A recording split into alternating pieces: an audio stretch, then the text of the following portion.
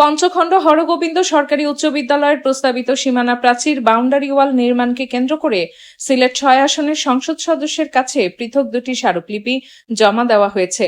একটি স্মারকলিপিতে বিয়ানীবাজারের সর্বস্তরের জনসাধারণ ও ক্রীড়ামোদী নাগরিকবৃন্দ মাঠটি সর্বসাধারণের জন্য উন্মুক্ত রাখার দাবি জানান। তাদের বক্তব্য, মাঠটি দীর্ঘদিন ধরে খেলাধুলা, ধর্মীয়, সামাজিক ও সাংস্কৃতিক অনুষ্ঠান এবং ঈদ উল আজহার পশুর হাট সহ বিভিন্ন জনকল্যাণমূলক কাজে ব্যবহৃত হয়ে আসছে। তাই স্থায়ী সীমানা প্রাচীর নির্মাণ কার্যক্রম বন্ধ রাখার দাবি জানানো হয়।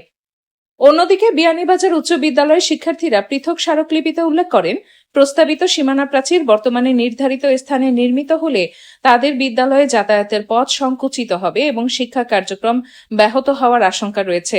তাই শিক্ষার্থীদের যাতায়াতের সুবিধার্থে সীমানা প্রাচীরটি তাদের বিদ্যালয়ের শ্রেণীকক্ষের উত্তর দিকে সরিয়ে নির্মাণের জন্য প্রয়োজনীয় ব্যবস্থা গ্রহণে সংসদ সদস্যের হস্তক্ষেপ কামনা করা হয়েছে। Dahlia Nasrin, HK media TV, Beanibazar.